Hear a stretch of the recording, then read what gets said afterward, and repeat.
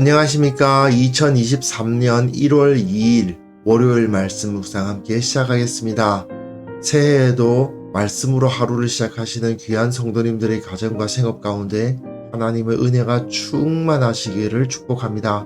주님께서 우리와 말씀으로 함께 하시기에 우리가 두려울 것이 없으며 주님의 능력을 체험하고 발휘할 수 있을 것이라 믿습니다. 2023년 1월은 갈라디아서와 디도서 묵상으로 시작합니다. 오늘 본문은 갈라디아서 1장 1절에서부터 5절까지 인사말 부분이고요. 비교적 본문이 짧기 때문에 본문 자체에 대한 이야기를 할 것은 많이 없는데 대신 갈라디아서 전체에 대한 틀을 잡는 시간이 좀 필요할 것 같습니다. 그럼 일단 말씀을 먼저 보시고 갈라디아서 전체에 대한 설명과 함께 오늘 본문에 대한 묵상을 이어나가도록 하겠습니다.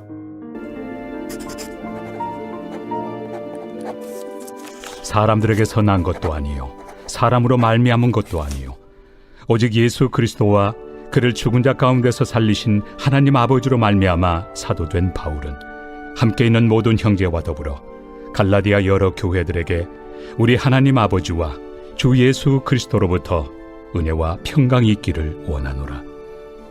그리스도께서 하나님 곧 우리 아버지의 뜻을 따라 이 악한 세대에서 우리를 건지시려고 우리 죄를 대속하기 위하여 자기 몸을 주셨으니 영광이 그에게 세세토록 있을지어다. 아멘. 네, 사실 갈라디아서는 제가 2017년 7월에 이미 묵상을 했었습니다. 그런데 그때는 유튜브로는 하지 않고 글로만 했기 때문에 본문을 한번 살펴보시기를 원하시면 네이버 포스트를 한번 확인해 보셨으면 좋겠습니다. 우선 갈라디아서를 이해하기 위해서는 바울이 사역하던 당시 초대 교회가 가지고 있었던 가장 큰 문제가 무엇이었던가를 생각할 필요가 있습니다. 이것은 로마서에서도 나타나고요. 다른 바울 서신에서도 계속해서 나타나는 이슈입니다. 바로 원래 유대인이었다가 예수님을 영접해서 그리스도인이 된 사람, 유대계라고 합시다. 유대계 그리스도인이 있는가 하면 원래는 이방인이었다가 헬라인이나 기타 다른 유대인이 아닌 종족이었다가 예수님을 믿고 그리스도인이 된 사람들이 있죠. 수적으로 보면 아무래도 이방인들 출신이 훨씬 더 많고 유대계에는 숫자는 적을 것입니다. 그러나 아무래도 유대인들이 율법에 대한 지식도 높고 아무래도 함께 예배할 때 유대교의 예배 양식이 많이 차용되어 있는 상황이고 유대교의 상식이 그 공동체에서 굉장히 중요하게 사용이 되었을 것입니다. 그러니까 유대인들이 어느 정도 영적인 권위를 갖고 있었다라는 것은 부인할 수 없는 사실인 거죠. 그런 상황에서 문제가 생기는데 그 유대계 그리스도인들 중에서 모두가 다 그러는 건 아니지만 일부는 저 이방인들이 어떻게 하나님의 백성이 될 수 있는가? 이러한 문제의식을 가지는 사람들이 있었던 것입니다. 그 사람들은 그래도 함께 공동체에 이방인들이 들어오는 것을 보고 너희가 이방인으로서 어찌 할례도 받지 않고 하나님의 백성이 되려고 하느냐? 너희가 어찌하여 돼지고기와 같은 하나님께서 금하신 음식을 마음대로 먹으면서도 하나님의 백성이라고 인정받으려고 하느냐? 이렇게 반대하는 사람들이 있었던 거죠. 그래서 그들이 이 이방인 출신 그리스도인들에게 주장하기를 하나님의 백성이 되려면 할례 받아야 된다. 돼지고기 끊어야 된다. 율법에서 먹지 말라고 했던 거 절대로 먹어서는 안 됩니다. 유대인들처럼 옷을 입고 다녀야 된다. 이렇게 가르쳤던 거예요. 그런데 바울은 그렇게 가르치지 않았죠. 바울이 알고 있는 예수 그리스도를 만남으로 말미암아 알게 된 복음은 더 이상 이방인이냐 유대인이냐에 의해서 하나님의 백성이 나뉘지 않고 오직 예수 그리스도로 말미암아 하나님의 백성이 된다 하는 것이 복음이란 말입니다. 그러니 그 어떤 사람이라 하더라도 그 마음속에 예수 그리스도를 사랑하고 믿는 믿음을 가지면 하나님의 백성이 되는 거예요. 그런데 이들 유대계 그리스도인들 중 일부가 어떻게 이방인들이 하나님의 백성이 될 수 있어? 이방인들이 다 할례받고 율법 지켜야만 되는 거야. 그래야 우리는 인정할 수 있어. 이렇게 주장하는 사람들이 있고, 또 이방인들 출신 그리스도인들이 그들의 가르침에 휩쓸리기도 하는 거예요. 이 상황에서 바울은 그 갈라디아 교회에게, 갈라디아 교회는 대부분이 이방인 출신들이죠. 그 사람들에게 편지를 써서 그들이 거짓된 가르침을 주고 있으니 그들의 가르침에 휩쓸리지 말라고 가르치는 경계의 편지가 바로 갈라디아서입니다. 그리고 갈라디아서에서는 저들의 가르침, 즉 율법을 지켜야만, 할례를 받아야만 구원을 받는다고 하는 그들의 가르침을 논박하기 위한 논쟁이 이루어지고 있기도 합니다. 이 갈라디아서가 그럼 전체적으로 구조가 어떻게 되어 있느냐 하면요, 수사학의 틀을 가지고 있다는 것을 알 수가 있습니다. 수사학이라는 것은 그 당시에는 사람들 앞에 나서서 연설하고 하는 게 굉장히 중요하잖아요. 그러다 보니까 사람들을 모아놓고 이들을 설득하기 위해서 말하는 방법에 대한 것이 학문적으로 세워져 있는데, 그 틀이 뭐냐 하면 이 세 가지입니다. 에토스, 로고스, 파토스. 에토스라는 것은 뭐냐 하면, 여기서 영어 ethic이 나왔죠. 윤리라는 말인데, 사실은 자기가 이런 말을 할 수 있는 자격이 있느냐 없느냐를 드러내는 부분입니다. 그거부터 시작하는 거예요. 내가 이 사안에 대해서 이만큼 공부를 했습니다. 내가 이 사안에 대해서 실제로 체험한 사람입니다. 내가 정말 그것을 봤습니다. 등등의 내가 이런 말을 할 수 있는 자격이 있음에 대해서 강조하는 부분이 맨 처음 시작하게 마련입니다. 그 부분이 바로 에토스예요. 그 다음에는 그렇게 내가 이런 말을 할 자격이 있다라는 것을 사람들에게 어필을 했으면, 그 다음에는 로고스로 넘어갑니다. 로고스는 영어로 쓰면 이렇게 쓸 수 있는데, 여기서 로직이 나오죠. 로직, 논리란 말이죠. 논리적으로 내가 주장하는 말은 선은 이렇고 후는 이렇고 첫째, 둘째, 셋째는 이러하고 이러하니 이렇게 생각할 수밖에 없지 않느냐? 이렇게 논리적으로 자신의 주장을 전개해 나가는 겁니다. 그리고 마지막에는 파토스예요. 파토스 이렇게 쓰는데 여기서 패션, 그러니까 감정이 나오죠.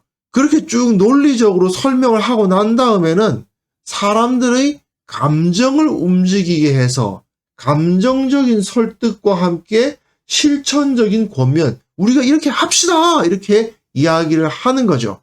그렇게 수사학은 이루어져 있어요. 그래서 에토스, 로고스, 파토스의 순서로 넘어가는데 갈라디아서가 딱 이런 형태입니다.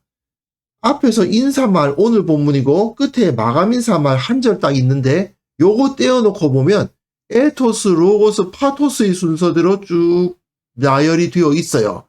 1장 6절에서부터 2장 끝까지가 에토스, 내가 사도로서 이 복음을 말할 자격이 있고 나는 정말 예수님을 직접 만난 사도다 하는 것을 강력하게 주장하면서 자신의 주장이 옳을 수밖에 없다. 내가 이런 말을 할 만한 권위를 가진 자다라는 것을 설명하고요. 그 다음에 3장과 4장에서는 신학 논쟁이 이루어집니다. 여기서 사실은 4장 8절 이후로부터 4장 끝절까지는요, 이 로고스 부분에다가 붙여도 괜찮고 뒤에 파토스 부분에다가 붙여도 괜찮은 이 중간 부분이 존재하는데요. 이 부분은 저는 이제 파토스에 해당된다고 일단 분류를 했습니다. 물론 로고스 부분에 해당된다고 분류를 해도 틀렸다고 말할 수 없어요. 어쨌든 간에 그렇게 신학적 논쟁이 쭉 이어지고 4장 7절까지, 그리고 4장 8절부터 6장 17절, 그냥 4장 뒷부분과 5장 6장에 걸쳐서 이 사람들을 감정적으로 설득하고 그리고 이렇게 살아야 된다라고 강조하는 부분으로 이루어져 있습니다. 내일 본문부터는 이제 이 에토스에 해당되는 부분이 또 그 안에 어떤 내용을 갖고 있는가를 세부적으로 살펴볼 텐데, 그거는 해가면서 처음부터 그거 다 설명하기에는 너무 시간이 많이 걸리니까요. 그것은 그때그때 해가면서 설명을 이어나가도록 하겠습니다. 그럼 본문 보시겠습니다. 자, 갈라디아서의 인사는 참 재미있습니다. 사람들에게서 난 것도 아니요 사람으로 말미암은 것도 아니요 오직 예수 그리스도와 그를 죽은 자 가운데서 살리신 하나님 아버지로 말미암아 사도된 바울은이라고 쓰죠. 발신인이 바울이다라는 것인데, 자기가 사도라는 사실을 강조하는데 이걸 굉장히 길게 강조하죠. 사람들에게서 나지 않았다. 사람으로 말미암지도 않았다. 오직 예수 그리스도와 하나님 아버지로부터 말미암았다라고 강조합니다. 지금 바울이 갈라디아 교회에게 가르쳤던 그 가르침의 진정성이 훼손당하고 있거든요. 바울을 공격하는 사람들은 보통 이렇게 공격했거든요. 아니, 바울이 예수님 살아계실 때 예수님 곁에 있었나? 아니잖아. 베드로, 안드레, 요한 같은 예수님과 함께 동행했던 사도들이란 모르겠지만, 바울은 뭐 길 가다가 예수님을 만났다는데, 그 사람이 진짜 만났는지 안 만났는지 우리가 어떻게 알아? 이렇게 의심하면서, 자, 바울이 사도권이 높아, 베드로가 사도권이 높아, 이런 식으로 이야기하면서 예루살렘 교회, 즉 유대인 교회들의 권위가 훨씬 더 높다라는 것을 주장을 해요. 그러면서 바울은 예루살렘 교회보다는 권위가 떨어져. 내가 예루살렘 교회로부터 파송받은 사람이야. 나 예루살렘 교회 출신이야. 이렇게 주장을 하기 시작하는 거죠. 그러면서 내 말을 들어. 이렇게 말하는 자들 앞에서 바울은 나는 예루살렘 교회로부터 보냄받은 것이 아니라 오직 예수 그리스도로부터 보냄을 받았고 하나님 아버지로부터 보냄을 받았다. 이렇게 강조를 하는 것입니다. 그래서 나의 근원은 어디에 있다? 하나님 아버지와 예수 그리스도께 있다. 이게 굉장히 중요한 메시지인 것이죠. 바울은 계속해서 이 이야기를 진행해 나가면서 복음이 결코 사람들의 계열에 의해서 누구의 제자냐를 따지면서 전수될 문제가 아니라는 것을 강조합니다. 누구의 제자냐를 따지기 시작하면 어떻게 됩니까? 누구파가 생기잖아요. 그렇게 되면 복음은 모든 사람들을 위한 어떠한 차별이나 높고 낮고가 없는 진리인데, 그런데 이 사람들이 서로 누구 제자, 누구파 나누는 것은 비복음적이다 하는 것을 여기서 바울이 강조하기를 원하는 거예요. 자, 수신자가 나옵니다. 함께 있는 모든 형제와 더불어 갈라디아 여러 교회들에게, 갈라디아 교회는 하나가 아니고 여러 교회들이었습니다. 그 지역의 각 도시마다 교회들이 세워지고 있었던 것이죠. 그런데 이 여러 교회들에게 이 편지를 돌려보게 했던 겁니다. 그 정도로 이 갈라디아 지역의 교회들에게 잘못된 가르침들이 퍼져나가고 있었음을 알 수 있게 합니다. 이 갈라디아라는 지역이 지금 터키 지역입니다. 튀르키예가 됐죠. 이름이 바뀌었죠. 그 지역에 있는 여러 교회들에게 복음이 전파되었었는데 누구에 의해서 처음 되었습니까? 바울과 바나바에 의해서 1차 전도 여행 때 그곳에 복음을 전했는데, 바울이 2차, 3차 전도 여행을 하는 동안 그곳을 떠났죠. 근데 거기에 이런 거짓된, 잘못된 가르침들이 퍼지고 있었던 겁니다. 그렇기 때문에 바울은 이 여러 교회들에게 편지를 하면서 우리 하나님 아버지와 주 예수 그리스도로부터, 사람이 아니에요. 교회가 아니에요. 우리 예루살렘 교회로부터, 안디옥 교회로부터 그런 거 아니에요. 오직 하나님의 권위로 나는 세워져 있다라는 것을 강조하는 것입니다. 은혜와 평강은 오직 하나님으로부터 온다. 사람에게서 또는 사람이 가진 권위에게서 오는 것이 아니고, 민족적인 권위에서 오는 것이 아니고, 큰 교회 출신이라고 권위 있는 거 아니고, 작은 교회 출신이라고 믿지 못할 거 아니다. 모든 사람들은 예수 그리스도로 말미암아 구원을 얻을 자들이다. 갈라디아서는 계속 이 사실을 강조하는 책입니다. 자, 그 다음 본문 보시면 4절 한번 보세요. 이건 그냥 복음입니다. 그리스도께서 하나님 곧 우리 아버지의 뜻을 따라 이 악한 세대에서 우리를 건지시려고 우리 죄를 대속하기 위하여 자기 몸을 주셨으니. 예수 그리스도의 십자가 복음 그 자체잖아요. 그냥 그것을 말하고 있습니다. 이것만 있으면 된다는 거죠. 예수 그리스도의 복음 이것을 붙들어라. 너희들이 원래 유대인 출신이었느냐 이방인 출신이었느냐가 뭐가 그렇게 중요하냐. 예루살렘 교회 출신이냐 안디옥 교회 출신이냐가 뭐가 그렇게 중요하냐. 너희가 제사장 출신이었느냐 평민 출신이었느냐가 뭐가 중요하냐. 오직 예수 그리스도께서 우리 죄를 대속하기 위해서 자기 몸을 주셨다는 이 사실이 중요하지 않더냐라고 말하면서 이것에 붙들려라. 우리가 자랑할 것은 오직 주 예수 그리스도의 십자가밖에 없으며 오직 주님의 십자가만을 붙들 때 우리가 가치 있어진다라고 선언하고 있는 것입니다. 사실 오늘 본문은 갈라디아서의 인사말에 불과합니다. 하지만 바울의 말을 통해서 우리가 가진 복음, 우리의 믿음이란 결코 사람으로 말미암는 것이 아니고 오직 하나님으로부터 말미암는다. 그 정체성을 붙들어야 된다는 것을 확인할 수 있습니다.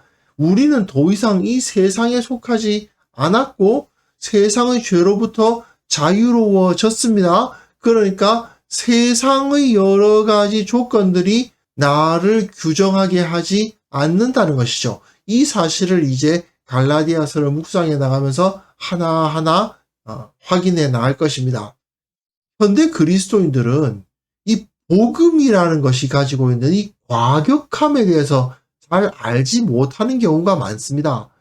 복음을 내가 소유했다는 것은 이제 더 이상 나는 유대인이 아니고 그리스도인이다. 내가 더 이상 로마인이 아니고 그리스도인이다 라고 말하는 완전히 인생이 전환되는 사건입니다. 결국 인생의 코페르니쿠스적 전환이에요.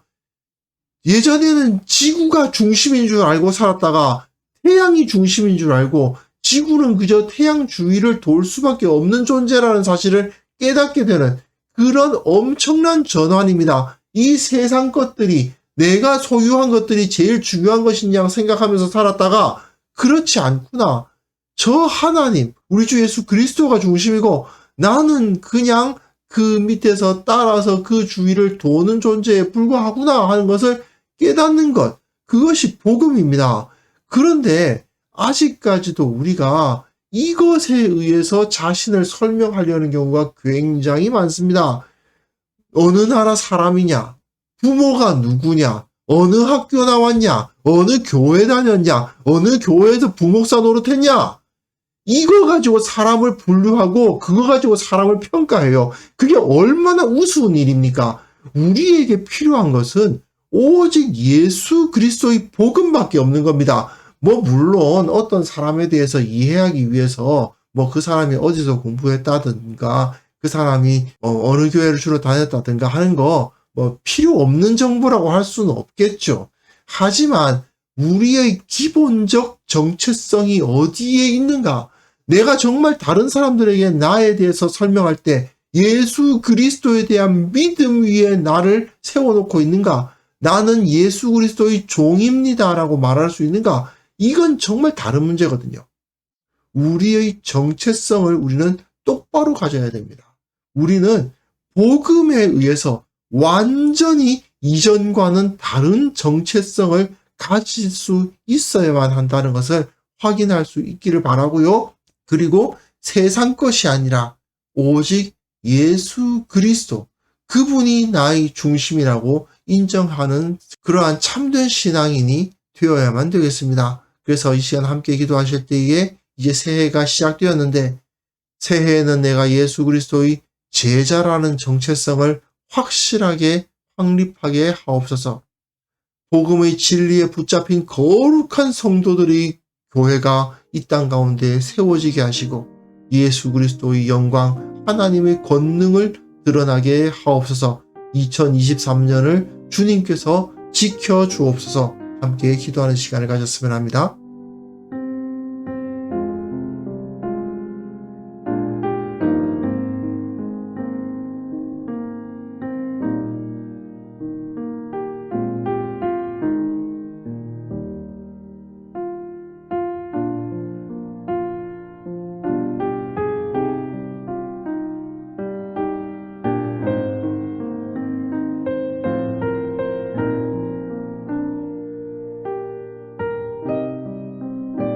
하나님 아버지, 새해를 허락하여 주심을 인하여 감사를 드립니다. 새해에는 내가 예수 그리스도의 제자라는 이 정체성을 올바로 세우게 하여 주옵소서.